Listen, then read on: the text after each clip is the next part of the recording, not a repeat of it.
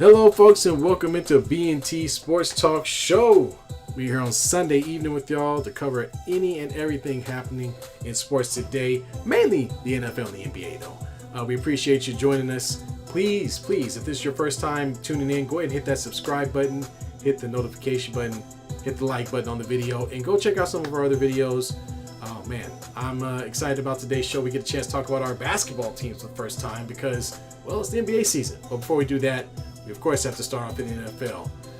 But before we get into any of that, B, man, how you doing? I'm good, man. It's the weekend for me. Full disclaimer, I didn't talk about this on Friday during Pick'em Dummies, but did you know what I did on Thursday night? I have no idea. Thursday night was Halloween. Yeah. Okay. I went trick-or-treating. And when I say I went trick-or-treating, I had a pillowcase in my hand, walked around, went door to door, said trick-or-treat, and got some candy. I'm not ashamed of it, bro. Because here's the thing. Halloween isn't a holiday just for the kids, right? Like, adults dress up. Why not go get some candy? It's free candy, to say the least here. Some of the questions I got was hella funny. Costume? What costume? Were you wearing a costume? No, I was not wearing a costume. You just showed up? I just showed up and right after asked work, for candy. all black. I had a black hat on, black sweater, black pants, my work shoes, knocked on each door and said, trick or treat. Oh my gosh. People probably thought you were casing their house or something. You know what's funny is we went to one house and there was this lady answered the door, right? And she goes, you need to be older, younger than 7. And have you seen the movie The Benchwarmers? Oh yeah. Mm-hmm. I was like, I'm 12. And so she got a kick out of that, and she goes, I gotta ask, how old are you guys really? I was like, 38, and the whole household was laughing. Oh, I was like, my gosh. You put the candy in my bag, so hey, man. That's it. Man, well, I mean, that's some bravery there to go out there with no costume and still get candy, so kudos to you. I hide behind my children. I got a good amount of candy, man. I definitely did. So I'm all for it. I had some company with me as well. So we had fun trick-or-treating. I don't care what anybody says. It was a blast. We're doing it next year. We're dressing up as Marvel characters next year. And we're just gonna go trick-or-treating. Like if you're an adult, you should not be ashamed of doing this at all. It's a lot of fun. All right. Well, I have kids, so I can just steal their candy. No need to. I ain't got kids, so no need to do that. You know what I mean? I take my kids out. They come back with pounds of candy that we don't even eat, and we don't even finish eating, and gets thrown away in 3 months. So yeah, man. But it was a lot of fun. My son actually dressed up in an inflatable costume. He was a video game character that probably no one knows, a fall guy. But in any case, he had a lot of fun until it got too hot and he had to get out of there. So it's just, my other son was dressed as my oldest son was dressed as a samurai, and my wife was dressed as Dora the Explorer. So I was the odd man out. I wasn't dressed as anybody. I was just there to protect the peace and take my 10% parent tax off the candy when we got home. Yeah. Papa J, welcome to the chat, man. Goes, what's up, B&T? They gave you candy because they thought you were homeless. Oh, sorry. I was thinking, you dressed in all black. They probably gave it to you because it was like, we don't want them to come back and rob our house. I mean, I don't give off robber vibes. That's for damn sure. We literally. Well, I guess you didn't have a ski mask on. I guess you're right. No, I mean, if I did, it probably would have set off more alarms, to say the least here. But I don't know. Maybe it was my beard that gave it away. My child-sized beard. I don't know, man. But I had a blast. You know what? For any parent out there or any adult that just enjoys life, just go trick-or-treating, man. It brings back old memories here. It was, like I said, I had a lot of fun. I'll do it again next year too. I'll do it for the next 2 years until I hit 40. All right, so screw everybody. Yeah, well, next year you can just tell them that you're dressed up as a 16-year-old. You know what I mean? Oh no, that seems pretty bad. I think I'll just dress up as a character. Anyways, I got grandkids. I don't even have to go to trick or treat. Just get candy when they come back. See, that's the thing. I have god kids, but they're all the way in Dublin and whatnot. So I have to go get my own candy, and definitely not paying for it. So why not get it when it's free? There you go. That's what I have to buy candy too because I have to give it out. Although we just dump it in a bowl and kids just walk up and we put a sign that says grab 2 pieces and hope that nobody just walks up with a backpack. Walks up with a backpack and just dumps the whole thing in there. Better not, though. All right. All right, well, let's get to some sports, man. Yeah. Otherwise, we talk about Halloween candy all night. Exactly. Well, let's jump into it. We got to start with our teams. I'll go first. The Raiders took on the Bengals today, and it was more of a crap show. The God, you guys suck. Raiders Jesus did put up Christ. 24 points. Yay, yay. But unfortunately, one of their quarterbacks got hit, and they are down another quarterback. If you don't know, Aiden O'Connell is out with a broken thumb. So Gardner Minshew came back in to be the starter. Gardner Minshew went out today after taking a pretty big hit. And then they brought in some guy, Rittler. Oh, Desmond Ritter. Desmond Ritter. Ritter. He was the Thank quarterback you. with Atlanta before they got Kirk Cousins. There you go. So we brought him in, and he didn't look too bad, but it was at the end of the game, and it didn't really matter anymore. I mean, your boy, Macaulay Culkin had himself a game. I mean, oh, that meme is so bad now that they look alike. well, I've been say they look. Yeah, he does look like him. He looks does. like a younger, middle-aged version of him. 5 touchdowns, 1 interception, 251 yards. Chase Brown just destroyed us. It was horrendous. And the Raiders aren't really known, I guess, for our run defense or any defense. I'm not gonna lie. But Chase Brown ran for 120 yards. At the end of the game, they were just handing the ball off. I don't even think they were looking. Mike Gesicki had a good game, 100 yards receiving, 2 touchdowns. For the Raiders, obviously we had some quarterbacks, a couple. So Gardner Minshew, 10 for 17. Desmond Ritter comes in, goes 11 for 16 for 74 yards. The same problem we talk about every week. They cannot find a way to create offense. This is another anemic run yardage, outing. 36 yards from Madison, 12 from Abdullah, and 10 from White. That's maybe 50, 60 yards. Jacoby Myers did come to play, though. 105, 8 receptions, no touchdowns, though. And Brock Bowers still looks like he's going to be a legitimate pass-catching tight end in this game. But, yeah, man, there isn't a whole lot to talk about in this game. The Bengals had a little bit more to prove. We were playing in their backyard.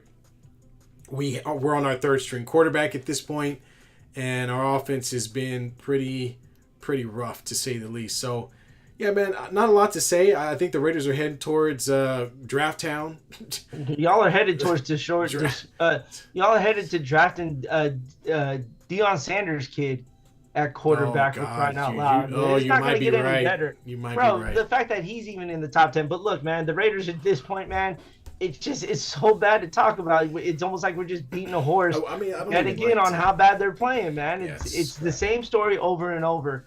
They started the game hot. First, they get a touchdown, right? Yeah. It's 17-10 at half. Then all of a sudden, the wheels fall off, man. I got to look at Antonio Pierce, man, and be like, yo, what is going on after halftime? Because for some odd reason, the Raiders are in games for the first half, but then forget that they have to play a second half of football. And it is some terrible second half football as well. I think they really need to just consider, hey, Max Crosby, it may not be suited for you to be here much longer because it's just not going to get any better. And at some point, as a star player in the NFL, you have to look at yourself and be like, when am I going to win a title? All right, you're not playing this game just to be in the Hall of Fame, right? Every player suits up to want to win a championship. And Max Crosby is getting further and further away from that. So it may be time for him to really sit and think about, hey, man, it may be time to go somewhere else to go chase that championship. Well, I think the Raiders have to think about getting as much draft capital as they possibly can. I mean, they obviously now's the time to do it because his value is high. Yeah, they obviously need to hit the restart button. And if I'm not mistaken, I believe the deadline is it next week? Tuesday, the 5th. Yeah. So election day. All right. So they need to figure out what they really want to do with this season and going into the future. I don't mind AP as a head coach. I mean, I saw Marvin Lewis is the assistant head coach, so I'm okay with them growing, but they need to position themselves to be a team that's growing and going in the right direction, and not. It doesn't make sense to have guys on our team that are win now because we're not going to win now. And you've only won 2 games all season. At this point, the playoffs is not happening. You got to find a way to get butts in that stadium, and the only way you're going to do that is with young, fresh talent, with names that you can sell. So they've got to. I would take Crosby, send him to a team not named the 49ers, or the Kansas City Chiefs, and get back what I could. Although the way things are going, they might get back a bag of Doritos the way trades are going these days. And Papa J comes in and says, "I wish the Niners could pick him up, but the Raiders will never give him to the Niners." No. The Raiders almost gave up Devontae Adams for Brandon Ayuk. So don't be shocked if that would have been stupid. Don't be shocked if the Raiders or the Niners go out and try to do something here, because when you look at the players that they picked up over the last couple of years, both trade deadlines, they went after defensive players. The year before that, they got Christian McCaffrey. Yeah. The Niners are going to be buyers, and they're going to look to do what they can because they're in a winner bust mode here. Getting a guy like Max Crosby and putting him on the other side of Nick Bosa, dude, you're going to have some problems with that. And the Niners see that as something that can be done. So why not make a pass for it? You have to. If you don't try, then you're done. So you might as well just give it a shot. But the Raiders are done. It's this season's kind of a wrap. So the only thing you need to look forward to is the second time you play the Chiefs. For some god awful reason, you guys show up. Oh, yeah. You guys show up when you play the Chiefs, but everyone else in this league, nah, we're good. No, it's over. Let's move on, because we'll be beating a dead horse the remainder of the season, and there isn't going to be a whole lot to talk about. I'm just going to be completely honest, especially with teams like the Chiefs are undefeated. The Broncos are a winning team. The Chargers they're above 500. The Chargers are an above 500 team. So now you're just nothing's happening. So let's talk about your team, man. You guys came back with force after a terrible loss last week. I know, that was y'all, that loss was so bad, y'all had to make a trade just to feel better about yourselves. Dude, when that trade went down and I saw that happen on my phone, I was like, yeah, they mean business this year. Indeed. That was a big trade pickup for them. That gives another number 1 wide receiver for them there. What is it? Deontay Johnson, right? Deontay Johnson. Yeah, and it wasn't a big factor in the game, but again, he needs to understand the playbook. But Zay Flowers, my God. He went off today. 5 receptions, 127 yards, 2 touchdowns. Lamar Jackson, 16 for 19, 280. Derrick Henry, 23 carries, 106 yards. Yeah. This was perfect. This was a perfect game for them to bounce back at home, playing the Denver Broncos. It was close for a little bit at first here, and then they just turned it on, to say the least. Yeah, they did. It was not pretty. It was over, and they completely just ran through the Denver Broncos, who tried to make it close in the early portion of the first half of the game, but the Ravens, of course, did not want to find themselves in the loss column after that loss last week and turned it all the way up. So, kudos to the Ravens, man. I think, obviously, they're going to be at the top of the they're going to be near the top of the AFC. Unfortunately, the Chiefs are still the Chiefs at are the top. Chiefs. We're just gonna say but this is the team that hopefully will be able to challenge them, and hopefully we get an AFC Championship game that was better than the last one. So I would hope so. Yeah. But yeah, man, you know what the crazy part is? I just found out the Ravens don't have a bye until week 14. Well, that is a very long time before. Like and honestly, it's going to work out in their favor, man, because that's not a bad break to have in December, right? Leading into the playoffs, and hopefully you get a bye then. There's going to be hopefully a good amount of rest for them in that for them there. But man, Lamar Jackson is making another case for another MVP this year. The MVP titles are nice. They're great. I need it in the playoffs, man. Yeah. I need to see him in a Super Bowl, because that's going to help solidify me not calling him a Jag, just another guy. Well, I wouldn't go that far. I'm not getting that far yet, but No. I give the same treatment to Aaron Rodgers. All Even though right, he's been okay. to one Super Bowl, He's won one, yeah. he's got countless MVPs, but he hasn't done anything since then. Yeah. You know, Lamar Jackson hasn't gotten past that rope yet. He has not gotten to the Super Bowl. Last year was his first year at the AFC Championship game, and he had a chance to host it. This year is got to be a Super Bowl year for the Ravens to help get to that point. You cannot continue to go backwards after that. So the regular season is nice, the accolades are great, but it's if we're gonna have good regular seasons and not do anything in the playoffs, what's the point Yeah. of putting in all that work? What is the point after that? So hopefully, with this trade, with this or with picking up Deontay Johnson, Yeah. with Zay Flowers performing the way he is, Derrick Henry reached 1,000 yards already, hit 100 touchdowns for his career today. It's you can see the momentum building. The defense was flying around. They had Humphrey back. Kyle Hamilton was just lighting everybody up. He was reading screen passes. He made a sliding tackle before the guy could even score. The Ravens didn't allow another touchdown after the second quarter, and Denver had a boatload of opportunities to try to score here. So this defense is looking healthier here. The offense is great. You just can't have games like that against Baltimore or against the Cleveland Browns. You cannot do that. Yeah, man, and you know, looking at the next game, next couple of games coming up, you've got the Bengals, the Steelers, and the Chargers. Steelers definitely are going to be a game where you really got to show up. You got to play. You got to submit yourself as the top team or one of the top teams in the AFC. The Bengals are sneaky, but you know they can get one over on you. But I think they can handle that. The Chargers have been really up and down. You know, I really think the Baltimore has an opportunity to be stronger going into the later months, like you said, going into that bye in December, where they can get that break and start thinking about the playoffs if they get the job done beforehand. Because you know, if they find themselves in the dogfight here going into that break, then might not be as helpful. But yeah, man, good win for your Ravens. Yeah, man, that was a very dominating win here. So I enjoy it. But I know the Niners are on a bye this week, but they got some great news. Christian McCaffrey returning into the Week 10 matchup here. I don't expect to see him to play a whole lot. I do expect him to get some touches, but not get a full workload because he's going to have to work his way back in.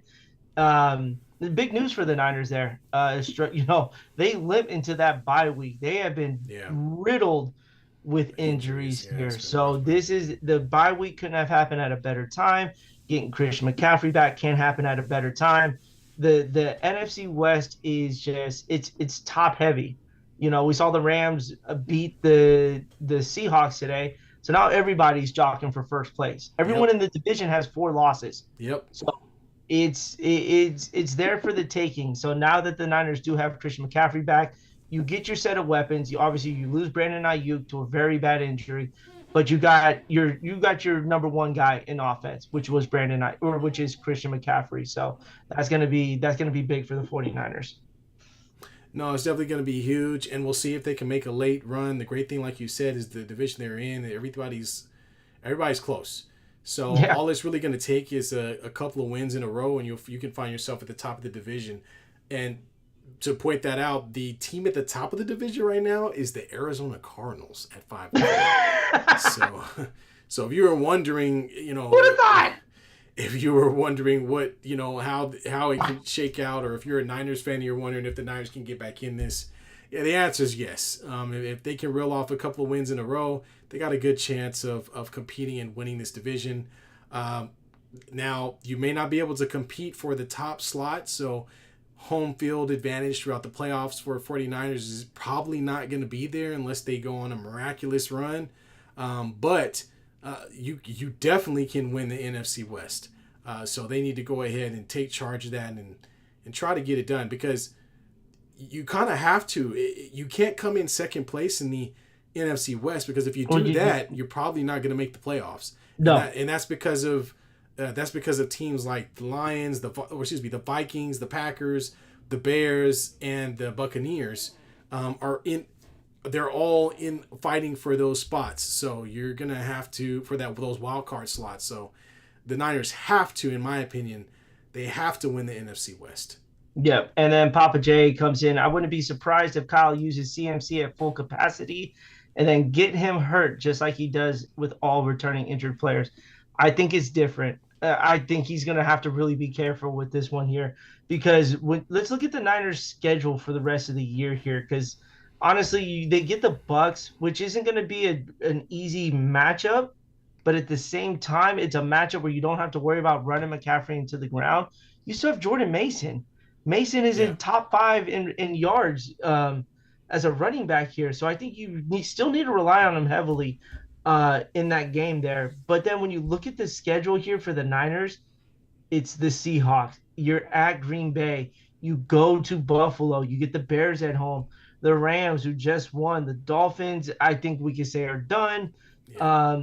Then you get the Lions on Monday night. We also what they did in Green Bay tonight. And then the Arizona Cardinals. This schedule does not become easy for them at all after this break here. You have one really cush game. The Dolphins, I may even throw the Bears into there after what we just saw today. Yeah. They really don't have a cush. But that's why a game like next week isn't something where you want to run him into the ground. It's the following week. The division game is where you're going to really need him against the Seahawks. Yeah, no, for sure. I mean, just like any other team, you got to beat the teams in your division. So the Seahawks game is going to be huge. And yeah, man, I think again because they have another running back who can eat up some carries. I think that you'll see both those guys incorporated into the offense. And yeah, you certainly will see Christian McCaffrey, but you're also going to see what's his name? Moses.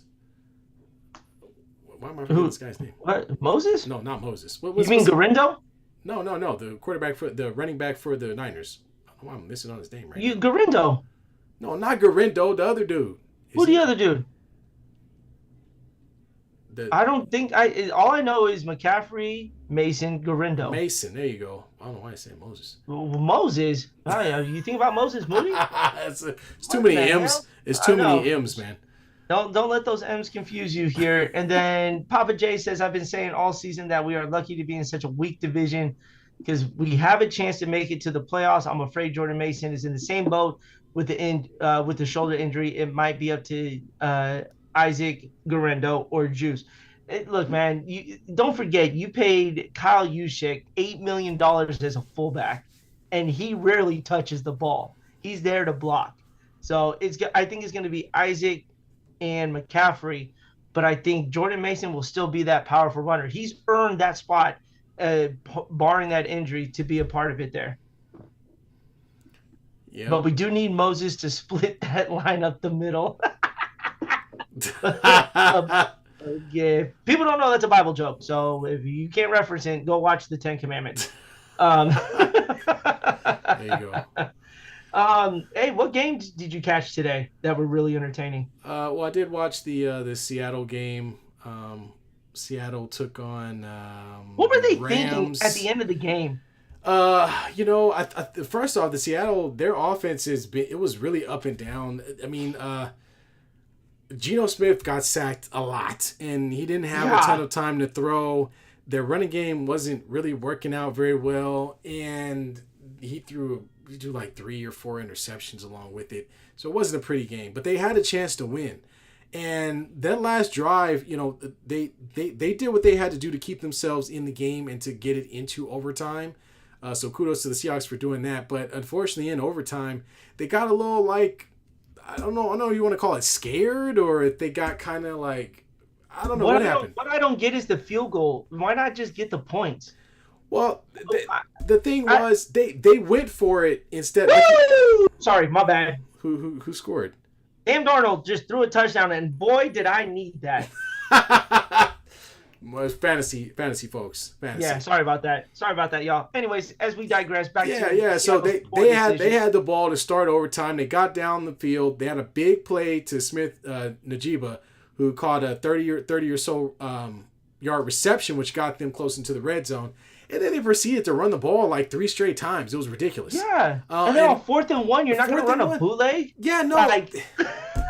and it didn't make any sense. It's like they got extremely conservative for some reason. And all of a sudden, the Seahawks, who really had done a great job of running the ball for most of the game, had decided they were going to do the Philadelphia Eagles and just line up and get 1 yard. They hadn't been doing anything against the front 5 of the Rams all day, or front 4.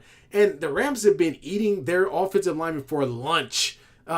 Geno Smith, as I mentioned earlier, had been throwing interceptions, throwing the ball to everybody except his teammates, and got sacked like 6 times. And for some oddball reason, on the play where pretty much was the game, 4th and 1, they decided to hand the ball off on some type of weird counter and got caught. Of course, they got caught up in the backfield. And the play before that, they did the same thing, and it still didn't work.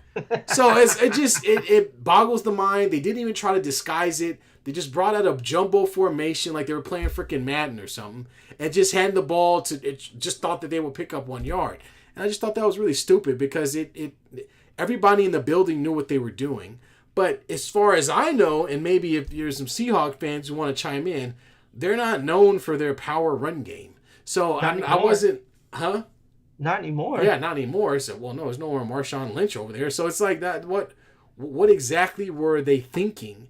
And why at the end of the game did they get so conservative when in the last drive to get the touchdown, to get to overtime, and the big play that they had in overtime were all passes to the same guy, and so it was like, maybe you should throw him the ball or at least disguise the run so that they are at least a little off balance, but to bunch everybody up like that in a jumbo formation where the whole world knows what you're doing and you still run the ball, it was stupid. It was dumb. It didn't make no sense, man. Speaking of teams who were throwing the ball wildly with no remorse for life, the Jacksonville Jaguars went into Philadelphia here, had a chance to win the game. The Eagles offense, I don't know how they're pulling these games out, man, because they didn't even score double digits in a quarter and still find a way to win this game here. The Jags had a chance. They had the ball at the 2-minute warning here. They didn't complete one pass. You know what I'm saying? And you know what the worst part was is they were going for a home run hit every single play. It was nothing of a 5-yard, maybe a check down, get the offense moving here. Is they were looking for a big hitter. Yeah. The only reason why they got the ball past the Eagles or past the 50-yard line was because of a pass interference call, which you could easily say it may have not have been one in that case there. But regardless, Trevor Lawrence throws an interception in the end zone. Game's over. Doug Peterson's about to lose his job. I don't know how he is still employed. You said it earlier today. Should have been left in England. He should have. With this here. And now the Jaguars are 2-7, 0-5 on the road. That's your competition for a potential number 1 draft pick, or the Jacksonville Jaguars. It is. But the play maybe of the day is, look, we've seen a lot of players hurdle defenders running forward. Yeah. Saquon Barkley jumped over somebody going backwards. That was wild. Okay, I did see that. I've never seen anything like that before, man. He proceeded to get popped when he landed on the ground. But for the matter of the fact is the dude jumped over him backwards. Saquon Barkley is such a different man leaving New York and being with the Eagles now. It's good for him. And it's, if the Eagles even found a way to be offensively good, I think they would be a lot better team. I mean, 6-2 and 3-1. But if I told you that the Eagles were 6-2, 3-1 at home, would you feel confident about that watching them play? No. It doesn't. It just doesn't look like it. But they're getting it done. So I mean, I guess that's the only thing that matters. But it's the way they're getting it done. It just doesn't seem that. It doesn't seem that dominant. I feel like they were just losing either the wild card round or a divisional round should they make it that far. Yeah, but their defense definitely ain't as good as it was. Hell no. So, yeah, that's the first problem.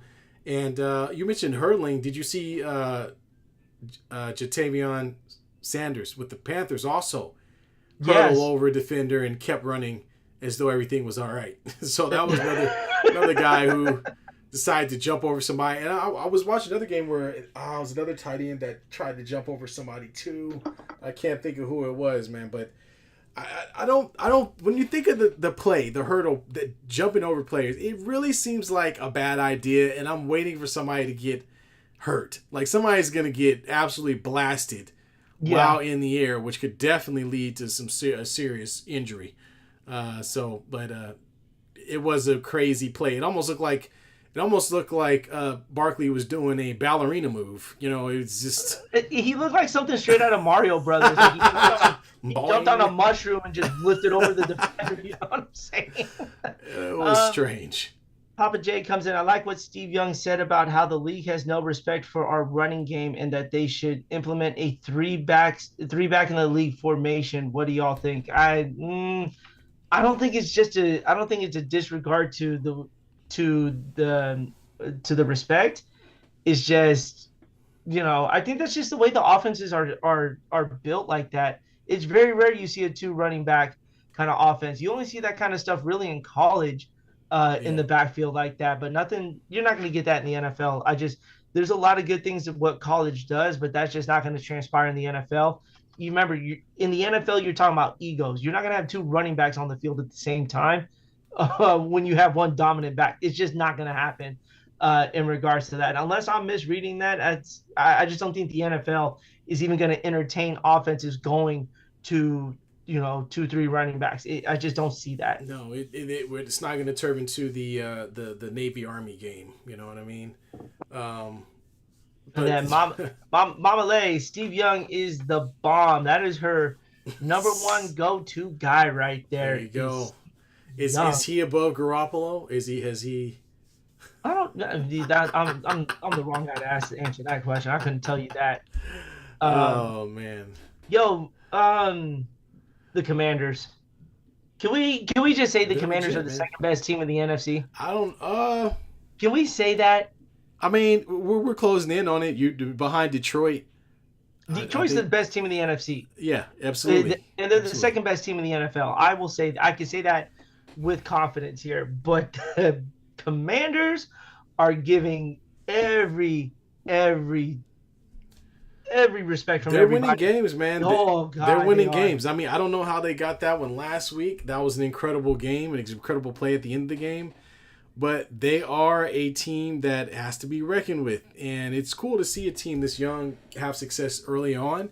Now, as far as how far they can go, I don't know if they'll, we'll see. I mean, we saw this last year with the Houston Texans and C.J. Stroud, where Stroud came in and just surprised a lot of people, got a playoff win. And it'd be curious to see if Jay McDaniels can also get a playoff win this season. So that's what I'll be looking for from them. Now, them going any further than that, I don't know, man. I don't know. I feel like they need more time. Here's the thing, though. The Commanders are 7-2. Yeah.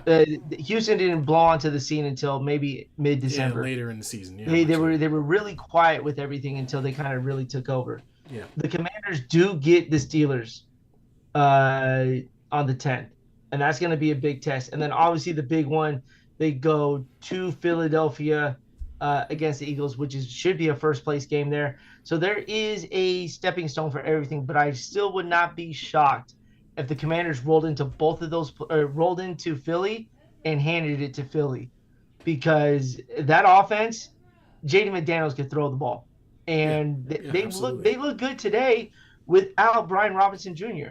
And we all got to remember Austin Eckler is their backup running back, and he's not that bad of an option as your number 2 there. So yeah, he played pretty well today. I like what they're going, man. I love talking about them just because of what they do. The East is now a 2-team race with the Eagles and the Commanders.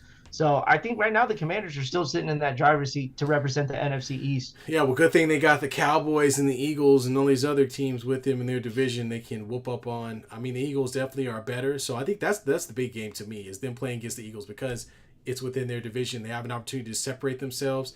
They beat the Giants today, which is what you want to do. And then they're going to have the Cowboys. They suck today. Is that a Thanksgiving Holy game? Cow, it's got to be. I think that's a Thanksgiving game. The Cowboys are always Thanksgiving. Yeah, they need to put the Cowboys on to ruin our appetites before we eat. You know what I'm saying? Godly, man. The Cowboys suck, man. They suck today. Dak Prescott got hurt. You would have figured they would have a good game after getting shellacked by the Niners. They're playing the Falcons, inconsistent team.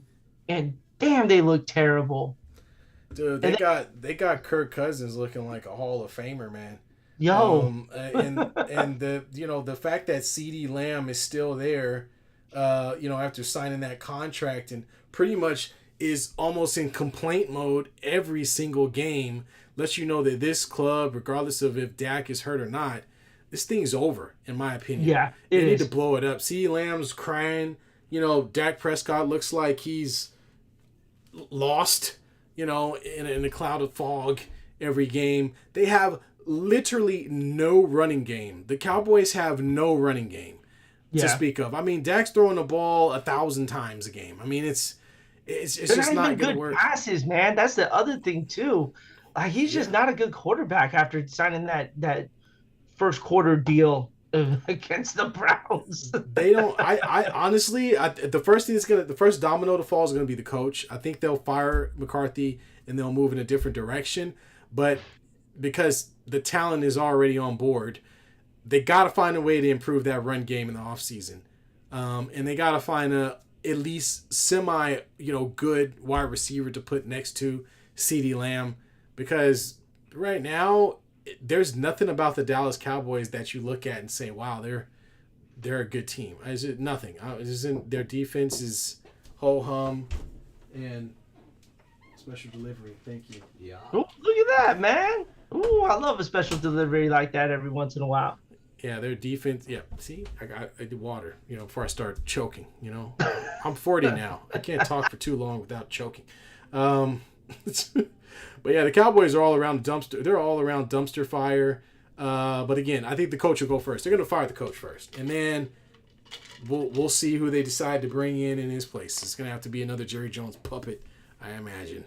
All right, before we move on to the NBA here, Papa J goes, he gave us his list of the best teams in the NFC. He gave us his three, and I kind of agree with the list, but I might change it up there. He has the Lions, the Vikings, and the Commanders in that order there. Lions 1, Commanders 2. I'm actually gonna go different number 3 here. It's a toss up, but I'm gonna go with the Green Bay Packers being in that top 3 Okay. there. I Interesting.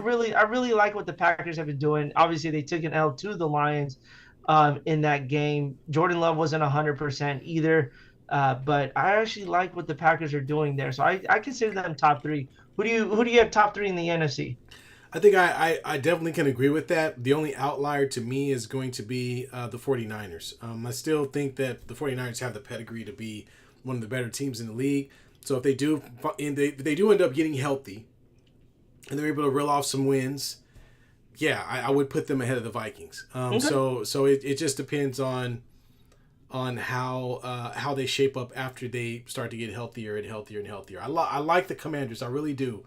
It's just that traditionally, when a team is that young and they come in hot like that, you'll see a little bit of fall off, and they, as we get towards the latter parts of the season, and there's a chance that they don't do too well in the playoffs. Sorry, Papa J. J-Lo is overrated. That's messed up, man. That kid's a good quarterback. He called him J-Lo. Wait, who the hell is J Lo? Jordan Love. Oh, oh, that's terrible. I know, right? Give the man a little respect, to Dang, say man. the least. Come on, J-Lo. man. But that was funny, though. I did get the reference to that. So who's his P. Diddy then? Is it Romeo Dobbs? Is it Josh Jacobs? Who we got with that one? I don't know. I guess Ben Affleck is like. That's just ridiculous. Is Matt- Aaron Rodgers his Diddy? Matt Is that what LaFleur. happened? Matt LaFleur, the coach for the Packers, could be Ben Affleck. Aaron Rodgers is Diddy. Where are we going with this? I don't know. I have no idea. Uh, Who knows? Anyways, let's get some NBA talk, man, because I really need to talk about my team right now. And I know this is going to ruffle your feathers, but God bless it, we look really good playing basketball. And that is the Golden State Warriors at 5-1. Had a pretty, they started hot yesterday against the Houston Rockets and almost puked it up. Yeah, they did. Right back to them. But this is where this team is different. No Steph Curry. These are the games they would have lost last year easily after blowing big leads. And it was time and time again in those clutch games, as our wonderful analytics would love to say. They lost a lot of those. They found a way to win a game after blowing a big lead. No lead is safe in the NBA with the amount of threes that are being shot in this league. But the fact of the matter is they went in and they found a way to get it done in overtime as well. I take those kind of victories because that's what helped grows a team here. Um, everyone, everyone contributing from top to bottom. Steve Kerr is going to run with this 12-man lineup until it says otherwise. And this is going to get guys so much time to rest. So you're not having to burn Steph Curry into the ground. But by the 20th game of the year, Draymond isn't getting all these technicals. He hasn't been on the court all this time. He's had the one technical. We haven't heard from him since. So fingers crossed that is like that for the rest of the year. Well, but go ahead, B. No. I was waiting for you to say something. Look, the bottom line is and I watched some of the game, and I'll give some credit to Podwitzki, who hit some big shots at the end of that game. Pajitsky, however you pronounce his name, at the end of that game to get the job done. But really, what you're looking at is they went back to the old formula of the strength in numbers, and it's the same thing that they used to do back before they were as popular as they are now. It's not necessarily, even without Curry being on the floor, they're finding ways to get contributions from other guys, and the type of offense that they run, or the Steve Kerr's run, where everybody is always in a constant motion. Draymond is doing what he does, catching the ball at that high post, guys cutting in and around the basket around him and finding those openings for easy points in the bucket, around the bucket. What the Warriors are doing is what they've done before. They're shooting threes and paint shots. That's it.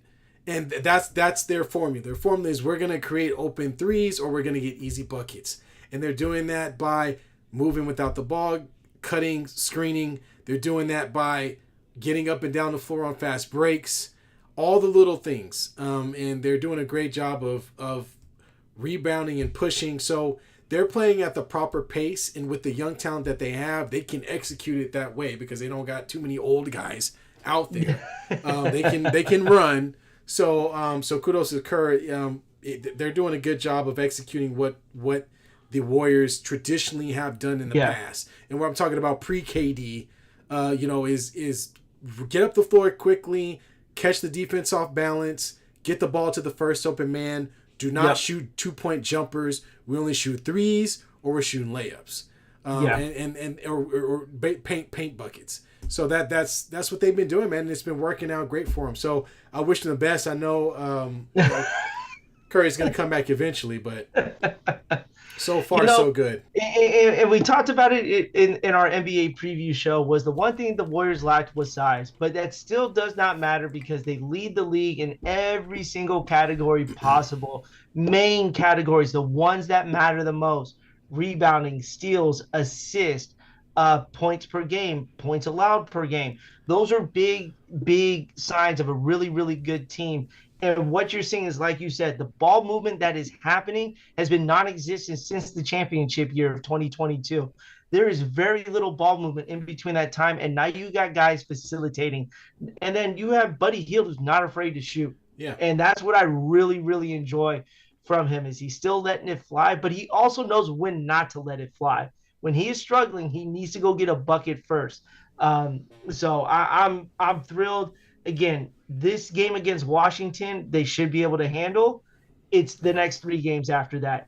You're at Boston. You are in Cleveland. By the way, Cleveland's undefeated right now. Yeah, they are. Then you go to OKC. You are playing 2 of the number 1 seeds from last year on this road trip here. And Boston has it out for the Warriors because Jason Tatum, he didn't play that much, and Jaylen Brown wasn't on the Olympic team. It doesn't matter, all right? America won a gold. Just be happy for that. And all I'm saying is they're going to have it out. I hope the Warriors roll in there, smack Boston around. I expect Curry to be in that game. I don't expect him to play tomorrow night just to get him ready for Boston here. So I'm looking forward to Wednesday night definitely here. But great start for the Warriors here. Hopefully we keep this momentum going, and then after 20 games, we'll see what kind of team they are. Well, we'll see. I'll be curious to see if Steph Curry comes back. Is he going to be on this road trip?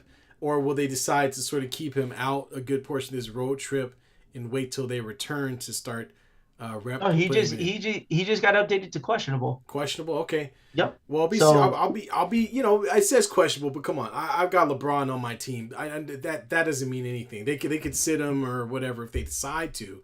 So I'll be curious to see how they handle Curry, considering that the team's been playing well. But you're right. This is a big road trip. They're going to play some very good teams, and it'll give you a better idea of how good they really are. Yes, another touchdown for Sam Darnold. That is why B's hands are in the air. But it's early in the season. It's early in the season. Okay, you got to give some context to what you just said right now, because that's not what anyway, yeah. So though we'll see. It's early on. We'll see if the Warriors can maintain it. Yeah. Anyways, let's talk about your team, because y'all went into Cleveland and just got your foot so far shoved up. Hey, we won our last game. Thank you very much. The Lakers, okay. we beat the who did we beat? The Raptors. We beat the Raptors the other night, so we got to win. Okay, you know, don't try to pretend like we're all of a sudden a dumpster fire. We're good. Not we're yet, well. but you guys may be pretty soon. Oh man, don't even. We're not. No. I'll give it 2 weeks. I give it 2 weeks before we hear the word dumpster fire attached with the Lakers. Now you're just being a hater. But in any case, just to talk about the Lakers, look, a couple of things that are standing out for me with Lakers is, one, their offense is light years better than what it was last year. They move a lot more without the ball. They're doing a good job of finding ways to get guys open and not sit and stare at LeBron.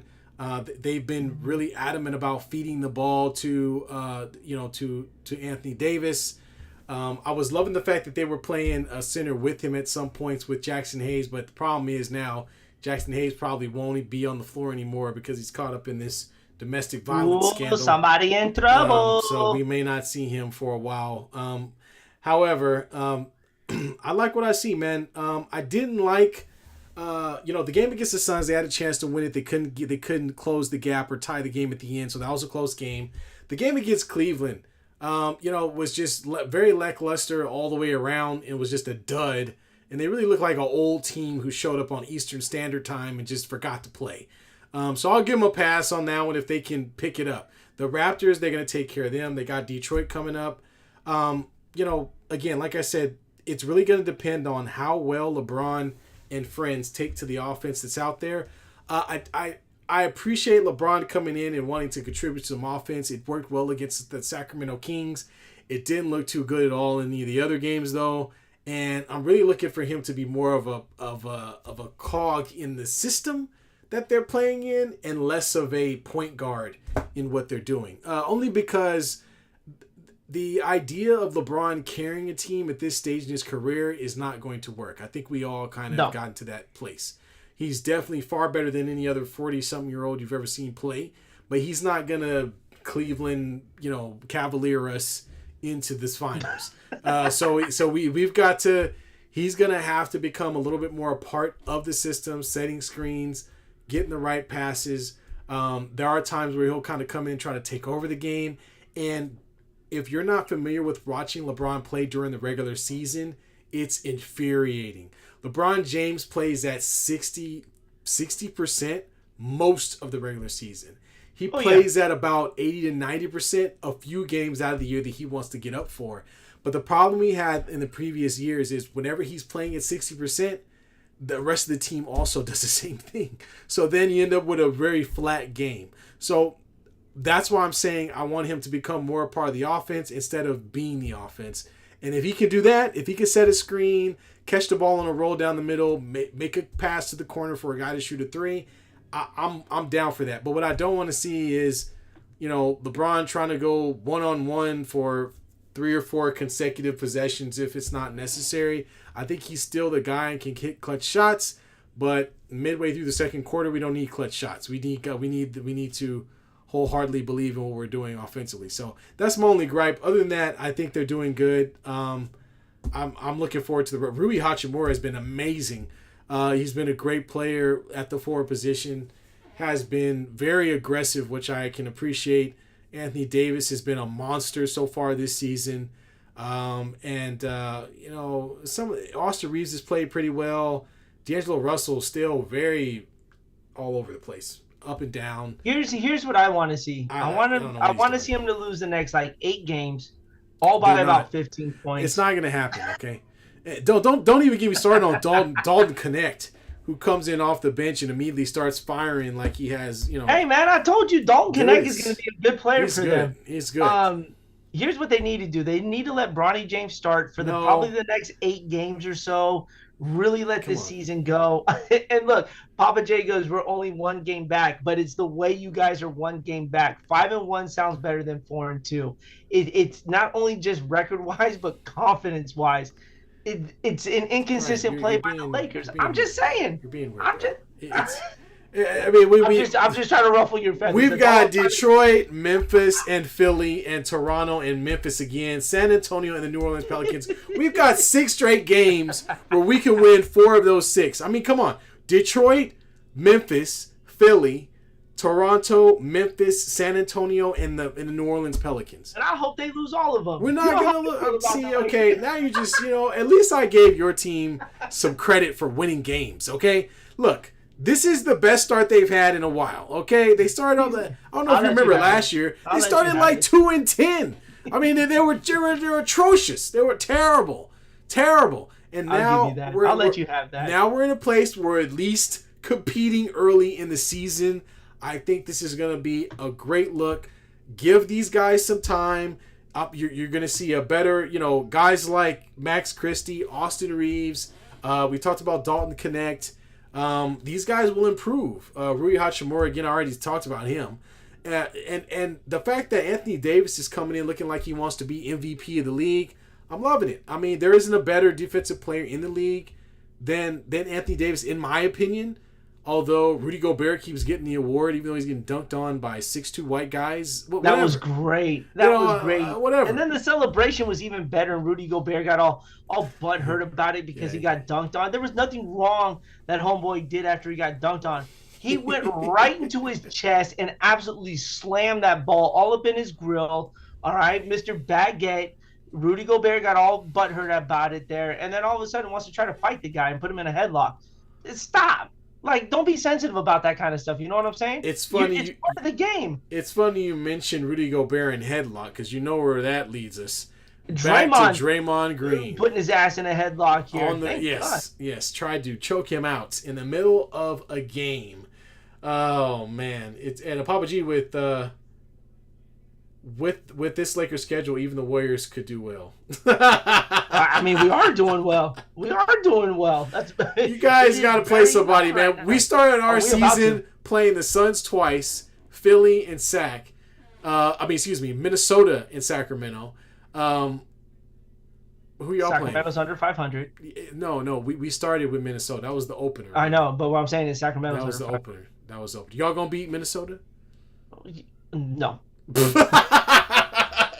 We got to deal with Anthony Edwards. No, y'all have a. Anthony Edwards is a bully in this league, man. Like, you know what? He should just be mic'd up 24/7 when he's on the court. I love hearing him.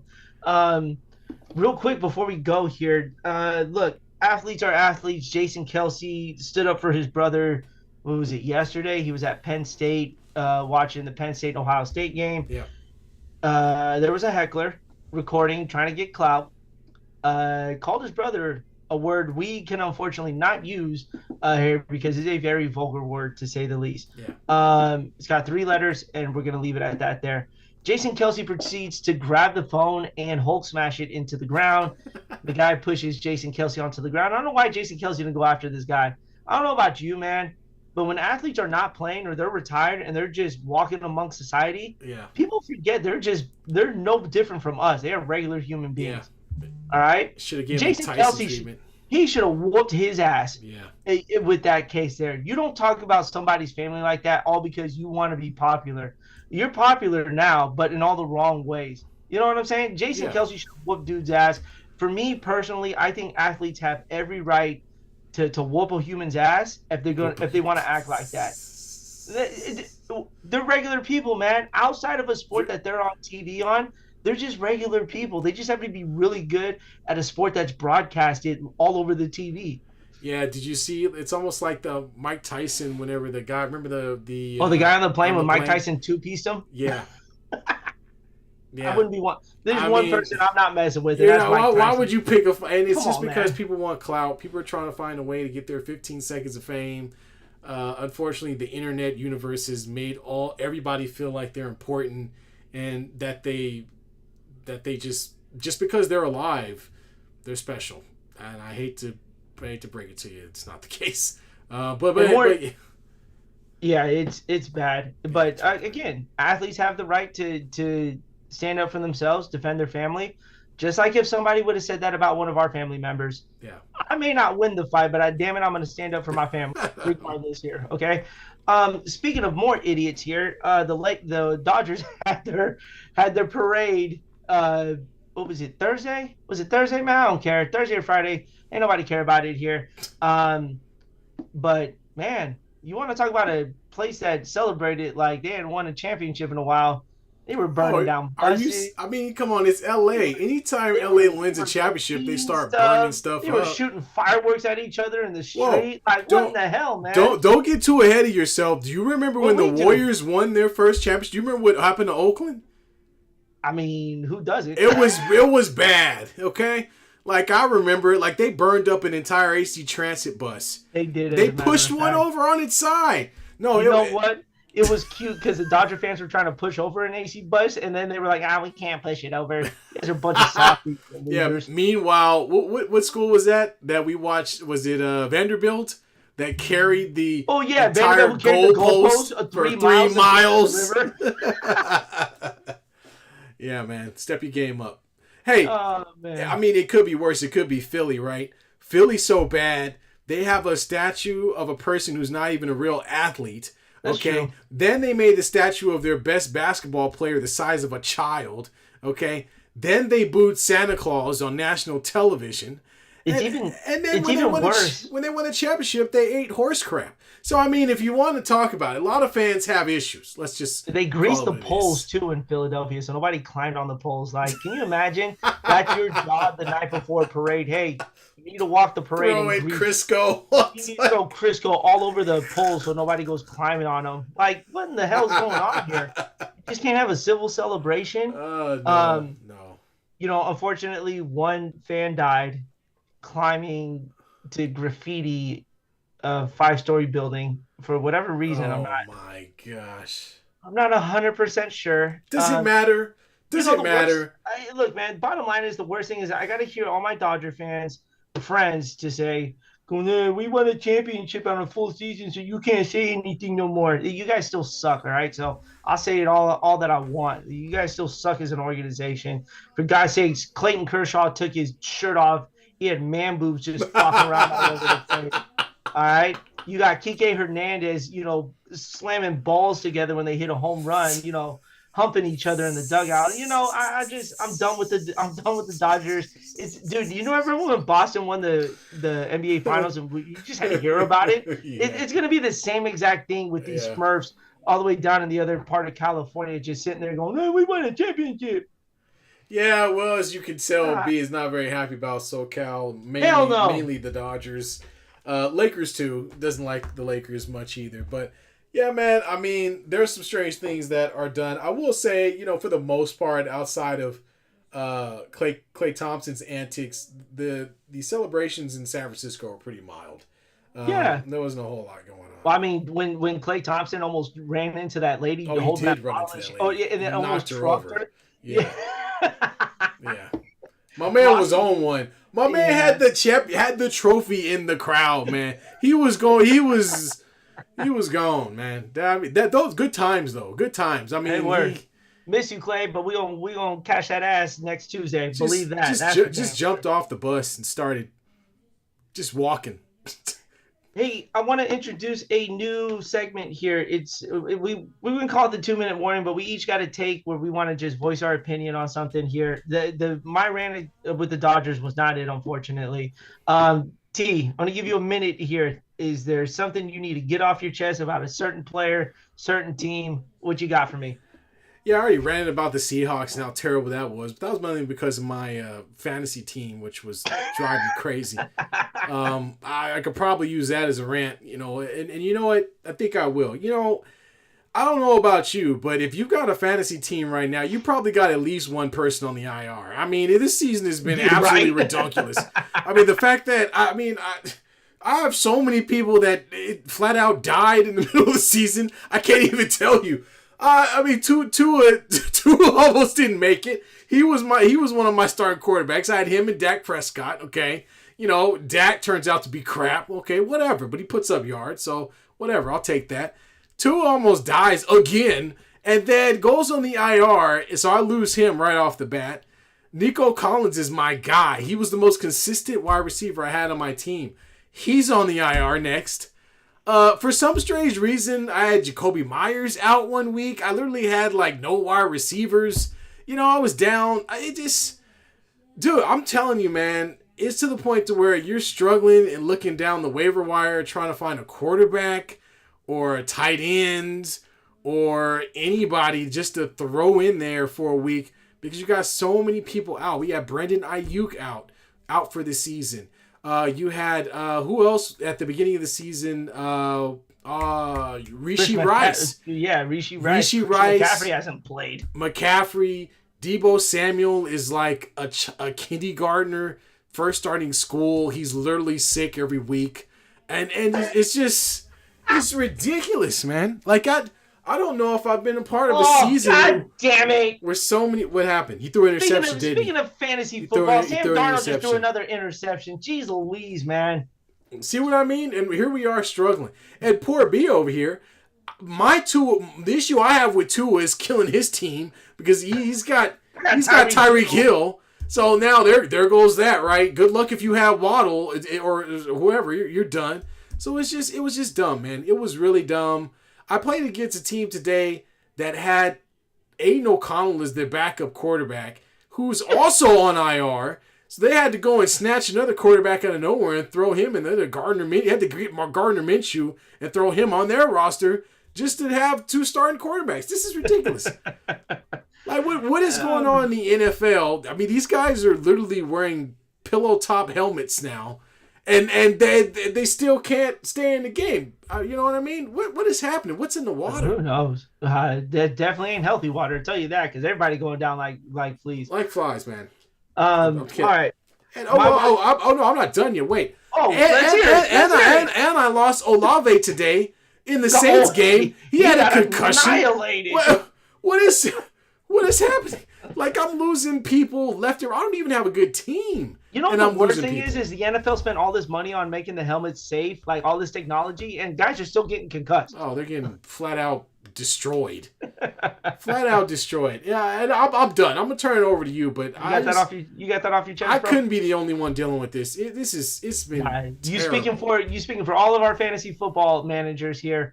The frustration that this league has brought into us this year. It's been terrible. We're gonna keep it on the NFL here because I have a problem with Anthony Richardson. Last week comes out and says, I am tired. I cannot continue. And proceeds to get his ass benched this week for Joe Flacco, who, mind you, is 39 years old, doesn't want to play the NFL no more, yet he is still in the NFL here. You know why? Because he's not tired. You are a top draft pick, and for you to come out and sit there and go, oh, I'm tired. I wasn't feeling it. Bro, you are 23 years old playing in the NFL as one of the top. You were projected to be a top quarterback, right? Found your ass getting benched for Joe Flacco, who, mind you, was enjoying retirement. He had to go save the Brown season, and so the Colts were like, hey, come save our season. And now he's got to save it. He is starting tonight because Anthony Richardson said, I'm tired. I just wasn't feeling it, Dude, Amon-Ra St. Brown's dad, you know what he tells his son if he's feeling tired? Drink a Coke at halftime. Do you know why Coke has all sorts of sugar in it to give you energy? Instead of just saying, I'm tired, go drink a Coke, get your ass back on the field, and play football. The Colts have spent so much money on you to make you their number one quarterback, and that's the response that you give them is that you are tired. It's embarrassing. It's inexcusable. It's Just, inexcusable. That'd just be like Anthony Edwards walking out on the court and saying, "Hey, actually, he Anthony did. Edwards did it last He year, did. too." In the playoffs. Yes, he did.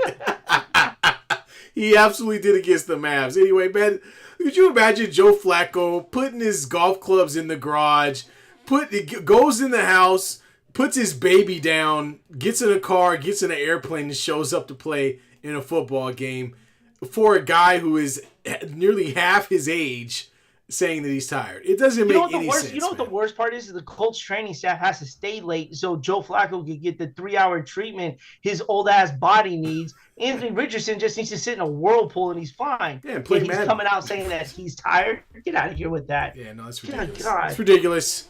Anyways, Papa J pops in with, he says, I think you got the mad in cursive. Yes, I do. You haven't even heard, well, yeah, you might have heard my Clippers rant last time. Yeah, I get, certain topics, it's just driving me crazy. I think you met the Madden curse, like Christian McCaffrey got this year. I think you meant that. The Madden, I got the Madden curse? Maybe I did. Maybe I did. Who did I have this on? Who's on the Madden cover this year? No, well, Christian McCaffrey is, but the way your players are getting hurt. Yeah. Well, apparently everybody's on Madden then because everybody's getting hurt. I mean, they just need to get rid of the game entirely and let's do something completely different. Oh my gosh. Well, after this year, we're gonna have a new NFL game anyway, right? Madden loses its exclusive I think NFL Madden rights. loses its rights. Yeah. So we'll see. Maybe that'll help solve some of these problems for our fantasy teams. I don't know. All right, no man. idea. That was good. Yeah, I think that's all. So we've hit our rants. I had to take a sip of water because again, I can't talk that long without dying. Oh man! All right, well, folks, we appreciate y'all joining us, especially you, Papa J. We appreciate it, man. Drop us a line, hit us up, let us know if there's an opportunity for you to, if you want to come on the show, man. Let us know, man. We can get you on here and have some fun, talk about your favorite team, Madden. Yes. B got it right. You're right, B. He meant to say Madden. Yeah. Oh, happy birthday, Mama Birdie. She was her birthday. Her birthday was last week, but she was cruising the seas up and down California. So unfortunately, I probably do need to get off. So we got to celebrate her birthday tonight. But happy birthday to Mama Birdie here, man. Another around the sun. Happy birthday to you, and I hope you enjoy being a pirate on the seas. There was a lot of rum, right? I mean, there had to be. No, Barry don't drink rum. What am I talking about? Yeah, anyway, she does. Yeah, she does. All right. Well, on that note, let's let B get to the family's festivities, and we will see y'all this coming Friday for another Pick of Dummies, and then again on Sunday for another show at 6:30 p.m. Pacific time. Again, if you like what you hear, subscribe, like the video, please, and go ahead and hit that notification button. We appreciate it. Y'all have a wonderful evening. Love y'all. Peace.